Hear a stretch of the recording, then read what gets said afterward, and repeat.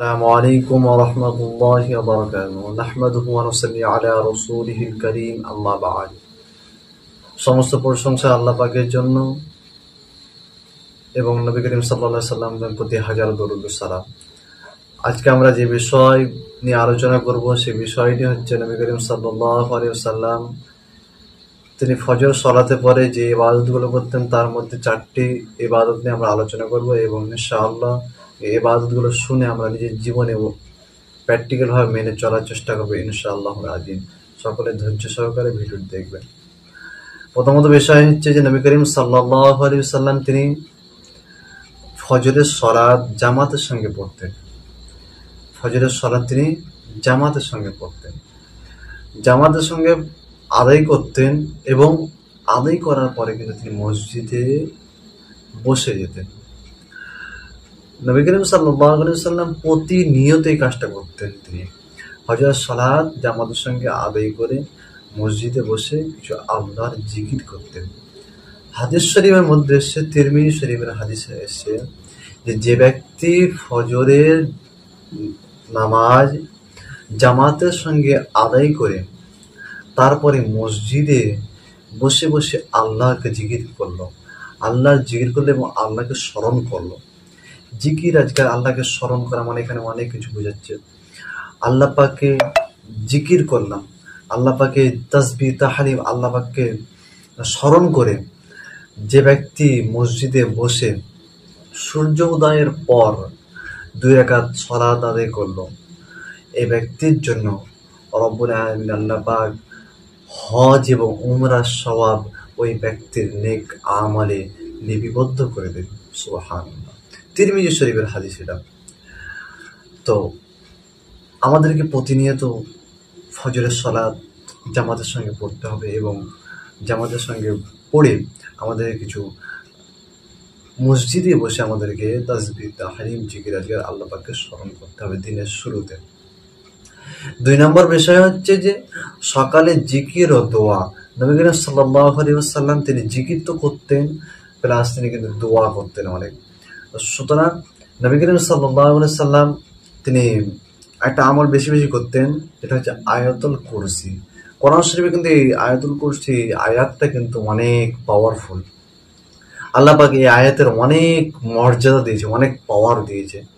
এই আয়াতে আল্লাহ পাক অনেক ক্ষমতা দিয়েছেন। এই আয়াত তিনি তেলাওয়াত করতেন। এই আয়াতটাকে আমরা বলে থাকি আয়াতুল কুরসি। এই আয়াতুল কুরসি তিনি তেলাওয়াত করতেন এবং নবী করিম সাল্লাল্লাহু আলাইহি ওয়াসাল্লাম কিন্তু একটা হাদিসে বলেন যে কোন ব্যক্তি যদি ফরজ নামাজের পরে যদি আয়াতুল কুরসি তেলাওয়াত করে ওই ব্যক্তির জন্য জাহান্নামের আগুনটা হারাম হয়ে যাবে। সুবহানাল্লাহ। তো নবী করিম সাল্লাল্লাহু আলাইহি ওয়াসাল্লাম তিনি কিন্তু দিনের শুরুতে কিন্তু এটা কিন্তু ফজরের সালাতের পরে কিন্তু তিনি কিন্তু আয়াতুল কুরসি তেলাওয়াত করতেন, সূরা ইখলাস তেলাওয়াত করতেন, সূরা ফালাক, সূরা নাস এগুলো 3 বার করে তিনি তেলাওয়াত করতেন এবং তিনি অনেক দোয়া করতেন। যেমন অনেক রকম দোয়া তিনি করতেন। আল্লাহুম্মা গফিরলি বিহালালিকা আন হারামিকা ওয়া আগনিনি বিফাদলিকা আম্মান সিওয়াক। এই দোয়াটা কিন্তু তিনি বিশেষ করে করতেন যে রব্বুল আলামিন আল্লাহ পাক আল্লাহুম্মা গফিরলি বিহালালিকা আন হারামিকা, আমাদেরকে হারাম থেকে পানাহার দিয়ে হালালের রুজি ব্যবস্থা আপনি করে দিন। দিনের শুরুতে তিনি কিন্তু এই দোয়াটাকে তিনি বেশি বেশি করতেন। 3 নম্বর বিষয় হলো যে তিনি ইস্তিগফার বেশি করতেন। আর বুখারী শরীফের একটা হাদিস আছে যে হাদিসে বলা হয়েছে যে নবী করিম সাল্লাল্লাহু আলাইহি ওয়াসাল্লাম তিনি কিন্তু দিনে 70 বার করে তিনি কিন্তু ইস্তিগফার করতেন। আর ইস্তিগফার কিন্তু আমাদের জীবনে কিন্তু সবথেকে বড় জিনিস। আমরা অনেক সময় কি গুনাহ করে কিন্তু আমরা তওবা করি না, আমরা গুনাহ করে কিন্তু ইস্তিগফার করি, নিজের ভুলগুলো কিন্তু আমরা আল্লাহর দরবারে স্বীকার করি না। আল্লাহর দরবারে যে ব্যক্তি গুনাহ করার পরেও আল্লাহর নিকটে স্বীকার করে নিল ওই ব্যক্তি কিন্তু পৃথিবীর জমিনে উত্তম ব্যক্তি।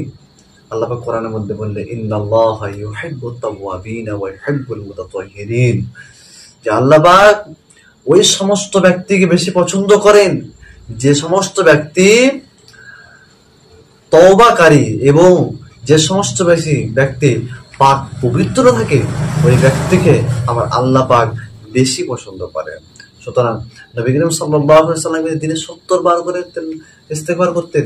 তিনি তো আল্লাহর দরবারে একজন মাহবুব বান্দা, আল্লাহর নিকটে তিনি তো একজন, আল্লাহর দরবারে তিনি একজন মাসুম বেগুনা, তারপরেও কিন্তু নবী করিম সাল্লাল্লাহু আলাইহি ওয়াসাল্লাম কিন্তু 70 বার করে তিনি কিন্তু ইস্তেগফার করতেন।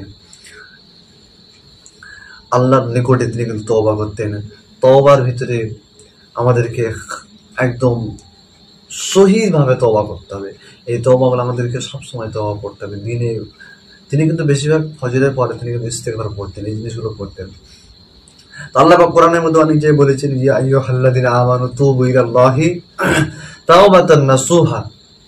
আল্লাহ পাক কিন্তু তাওবাতান নাসুহা, যে ব্যক্তি তাওবাতান নাসুহা এবং খালিস নিয়তে যে ব্যক্তি তওবা করে ওই ব্যক্তির তওবাটাকে কিন্তু রব্বুল আলামিন আল্লাহ পাক তিনি কিন্তু পছন্দ করেন। এবং তারপরে তিনি থেমে যাননি, আসা রাব্বুকা ইয়াকাফিরা আনকুম সাইয়্যাতিকুম ওয়া ইয়াদখিলুকুম জান্নাতিন তাজরি মিন তাহতিহান নাহার। তিনি বলেন যে ব্যক্তি তওবা করলো ওই ব্যক্তিকে আমি আল্লাহ পাক ক্ষমা করে দিয়ে তার জন্য আমি জান্নাত রেখেছি পুরস্কার। 4 নম্বর যে বিষয়টা হচ্ছে যে নবী করিম সাল্লাল্লাহু আলাইহি ওয়াসাল্লাম তিনি কিন্তু বেশি বেশি কোরআন তেলাওয়াত করতেন। সূরা বনী ইসরাঈলের মধ্যে কিন্তু আল্লাহ পাক এই কোরআন তেলাওয়াতের, বান্দাদিগের কোরআন তেলাওয়াতের কথা বলেছেন ফরজের নামাজের পরে।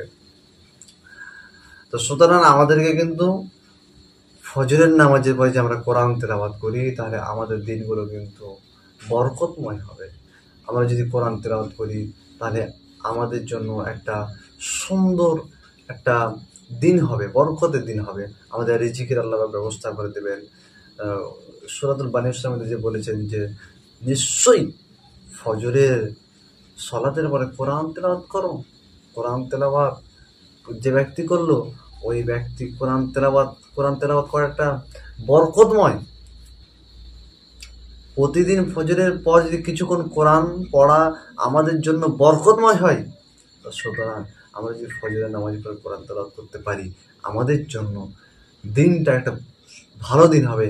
এবং ফজরের সালাতের পরে আমরা সূরাতুল ইয়াসিন তেলাওয়াত করি আরো আমাদের জন্য উপকারিতা। আসুন আমরা ফজরের সালাতের পরে এই আমলগুলো নিয়মিত করি। আল্লাহ রহমত এবং নূর এবং বরকতে আমাদের সকাল শুরু হোক।